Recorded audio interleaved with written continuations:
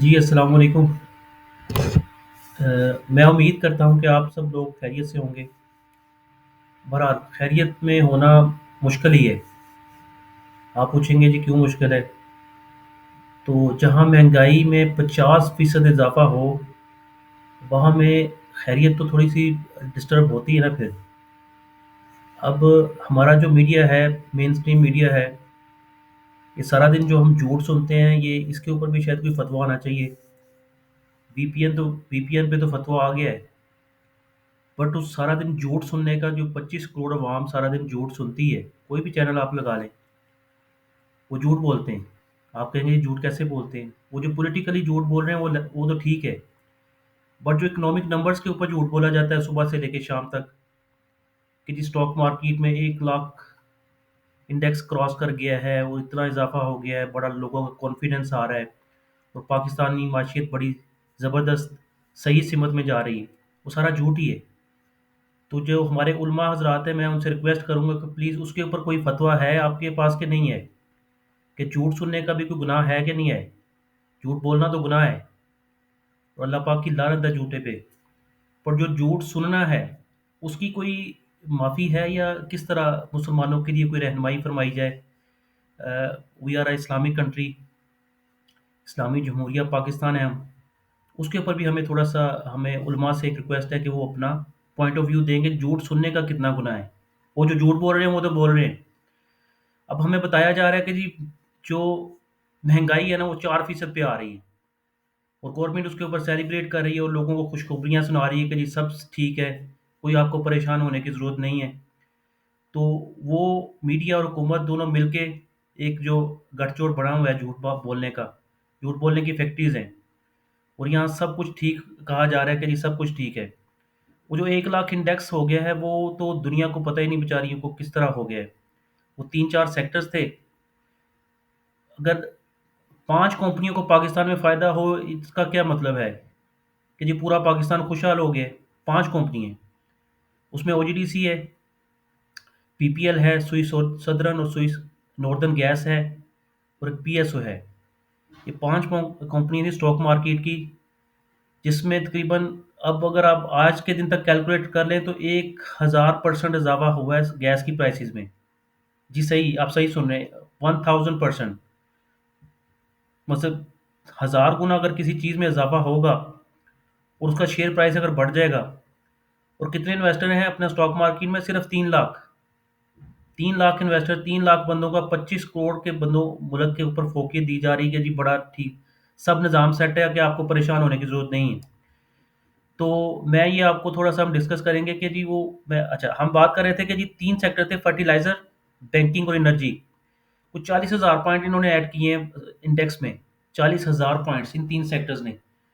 जो banking sector था उसके में आपको पता है कि तकरीबन जो प्रॉफ़िट्स थे अपना इंटरेस्ट रेट्स थे वो 28% तक चले गए। 23% तो इंटरेस्ट रेट था ना, उसके ऊपर जो स्प्रेड लेता है बैंक 3-4% का तो वो 25, 26, 27% पे ऊपर ट्रेड होते रहे इंटरेस्ट रेट्स।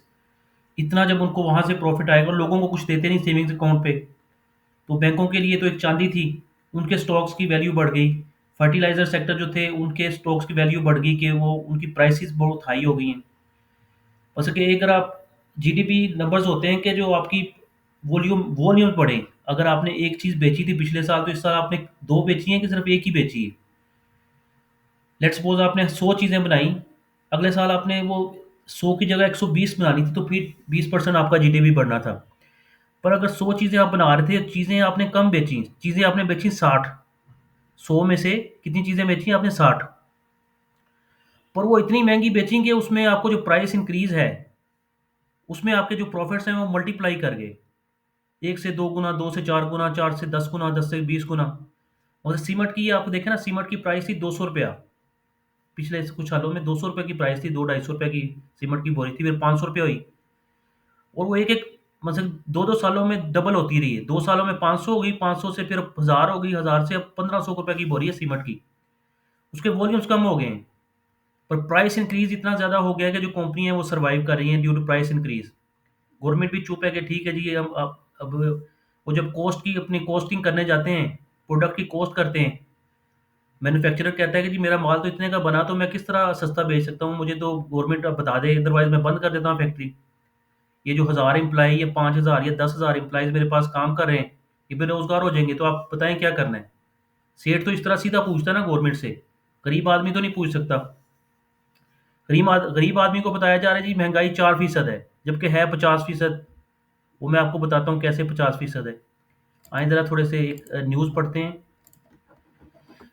जो इंटरनेशनल अदारे हैं ना, यूनाइटेड नेशंस एंड आईएमएफ, उनका डाटा है, मेरा डाटा नहीं है। और इतनी आपकी वीक जीडीपी आ रही है जिसके ऊपर तो कोई एक आधी नौकरी भी ऐड करना मुश्किल है।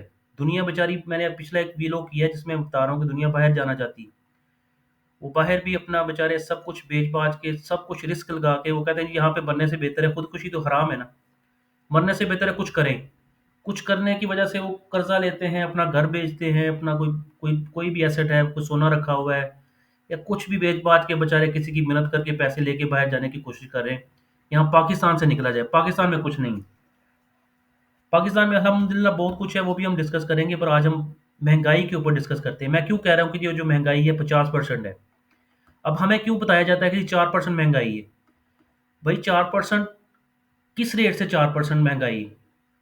पिछले साल तो महंगाई थी 40%। ये मेरे मेरे नंबर्स नहीं, गवर्नमेंट के नंबर्स हैं। 40% महंगाई थी जब से ये 3 सालों से पीडीएम की गवर्नमेंट आई है। डॉलर जो था वो 130-40 से चला गया 300 रुपये का, और महंगाई होगी 40%। अब वो 40% से हमें बताया जाता है कि ये महंगाई रहेगी 4%। 4% रह नहीं गई, 4% उसमें ऐड हो गई है। 40% से, 40% प्लस 4%, 44% ये गवर्नमेंट के नंबर्स हैं। बट ये जो इंटरनेशनल अदारे हैं, यूनाइटेड नेशंस और आईएमएफ, ये क्या कह रहे हैं? ये कह रहे हैं कि जी महंगाई जो है इस साल, ये उसकी रिपोर्ट है यूनाइटेड नेशंस की। The inflation rate in Pakistan is expected to remain double digits, 10%। 10% का ये रहेगा 2025 में, और 2024 में कितना था? 40%।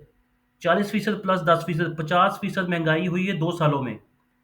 2 सालों में 50% अगर कोई चीज़ महंगी हो जाएगी, तो 50% आपकी सैलरीज कितनी पड़ी हैं? लोग तो बेरोजगार हो गए। अब अगर माशियत इतनी बेहतरी थी, तो जो कैपिटल इन्फ्यूजन था वो कोई इंटरनेशनल अदारों से आता, कोई लोग इन्वेस्ट करने आते। यहाँ तो मल्टीनेशनल कंपनियां छोड़ के भाग रही हैं। जो आपका डोमेस्टिक इन्वेस्टर्स है, वो बेचारे को सर्वाइवल्स के मसले हैं कि जो हम सर्वाइव किस तरह करें। एक एक कंपनी अगर 2 अरब रुपया कमा रही है, बड़ी जो इंडस्ट्रियल सेक्टर्स हैं, उनको 1 करोड़ रुपया एनर्जी कॉस्ट आ जाती है, बिजली का बिल आ जाता है। सुई गैस के बिल मैंने आपको बताया ना, 1000% इंक्रीज हुआ है प्राइसेस में। 1 करोड़ रुपया अगर उसको आएगा हर महीने बिल एनर्जी का, और 2 अरब रुपया कमा रहा है, तो 60 करोड़ रुपया तो उसका यही चला गया। 60 करोड़। और 2 करोड़ रुपया अगर वो सैलरीज दे रहा है 2 बिलियन रुपीज कमाने के लिए, ठीक है जी, तो 12 दूना 24, 25 करोड़। 1 अरब रुपया तो ये दो चीजें लेके चली जाती हैं।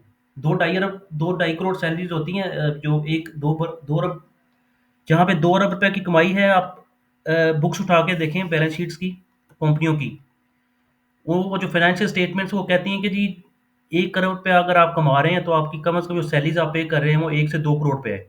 फिर आप 1 करोड़ रुपया कमा सकते हैं, क्योंकि लोगों ने ओबियसली हर चीज़, मार्केटिंग और प्रोडक्शन और एडमिनिस्ट्रेशन, जितने भी उसके डिपार्टमेंट्स हैं उन सब में बंदे रख के चीज़ों को एक स्ट्रीमलाइन करना होता है। फिर जाके कोई चीज़ प्रोडक्शन बनती है, फिर उसकी सेल होती है, और उसके डिस्ट्रीब्यूशन कॉस्ट और सारा सिलसिला जो है। तो 2 करोड़ रुपया देंगे तो 1 करोड़ रुपये की सेल आप कर सकते हैं। तो जहाँ पे 2 करोड़ है, 2 रुपए की सेल है, वहां पे आपको 4 करोड़ देना पड़ता है। तो बड़ा 50 करोड़ रुपए ये और 60 करोड़ रुपए ये, 1 अरब 10 करोड़ यही सेल है। बाकी उस बेचारे ने जो प्रोडक्शन में एक्सपेंसेस करने हैं, मटेरियल कॉस्ट है, उसकी पैकिंग है, और जितने भी उसके खर्चे हैं, तो उसका बचेगा क्या बेचारा? वो बाद में लॉस में आ जाता है। तो लॉसेस जब आते हैं तो वो ग्रोथ नहीं कर पाता, ग्रोथ नहीं कर पाता तो लोगों को एम्प्लॉयमेंट नहीं दे पाता। तो ये मैं आपको, मेरा ये वीडियो बनाने का एक छोटा सा मकसद ये था कि आप महंगाई भाई 50% है, 2 साल गिने आप। 2 सालों में आपने जो एक कंट्री में एक डिस्ट्रप्शन रही है, कोई, अब हमें जब अगर सब कुछ सच बताया जाएगा, उन रियलिटी में क्या है, अब लोगों को जॉब्स मिल रही हैं? कितने पढ़े लिखे लोग जो हैं, अब ये जो रिमिटेंसेस बढ़ रही हैं, लोग बाहर जाके क्या क्या कर रहे हैं वो भी हम डिस्कस करेंगे। कितने मुश्किल में हैं लोग बेचारे। जो बंदा 5 लाख रुपए पाकिस्तान में सैलरी कमा रहा है, वो अपना घर नहीं ले सकता। जी हाँ, मैं सही कह रहा हूँ। आप कहेंगे भाई क्यों नहीं ले सकता सैलरी, घर क्यों नहीं ले सकता? 5 लाख रुपए is a lot of salary. भाई 5 लाख में से तो 1 लाख उसका टैक्स कट जाता है। अगर वो किराए पे रह रहा है, 50,000 रुपया उसने अपना रेंट पे कर दिया, 1.5 लाख रुपया हो गया। 1.5 लाख में अगर वो 2 लाख रुपया किचन में, आपको सबको पता है कि किचन के कितने खर्चे हैं। 2 लाख रुपया किचन में लगा दिया, कितना हो गया? 1.5 और 2 3.5 लाख रुपया बाकी जो एजुकेशन के बच्चों के खर्चे हैं या कोई अपना उसके क्लोथिंग के खर्चे हैं, वो अगर मिला लें आप, तो उसके पास 1 लाख रुपया सेविंग्स है। महीने की 1 लाख रुपया सेविंग है और पूरे साल की 12 लाख रुपया। तो 12 लाख अगर 5 साल भी आप जमा करें तो 60 लाख रुपया जमा होगा, तो 60 लाख रुपया का घर आएगा। 5 लाख सैलरीज पे आप घर नहीं खरीद सकते। ये मैं आपको फैक्ट्स एंड फिगर्स बता रहा हूँ जो पाकिस्तान में हालात हैं। तो इस तरह मैं, ये लोग जो गुलमा बताएं कि ये जो वीपीएन पे तो फतवा आ गया है, पर महंगाई और झूठ बोलने के ऊपर ये जो फतवा कभी आएगा पाकिस्तान में कि नहीं आएगा? जी thank you so much viewers. तो प्लीज़ अगर आप सब्सक्राइब करेंगे मेरा चैनल, तो मैं इंशाल्लाह ये वीलॉग्स बना रहा हूँ और बड़ा एग्रेसिवली बना रहा हूँ, तो सारी इंशाल्लाह आपसे नेशनल इंटरनेशनल वीज़ाज़, ट्रैवलिंग और जितने भी इकोनॉमिक नंबर्स हैं, ये हम आपसे डिस्कस करते रहेंगे। तो प्लीज़ मेरा ये चैनल सब्सक्राइब करें। Thank you so much for listening. Take care. अल्लाह हाफिज़।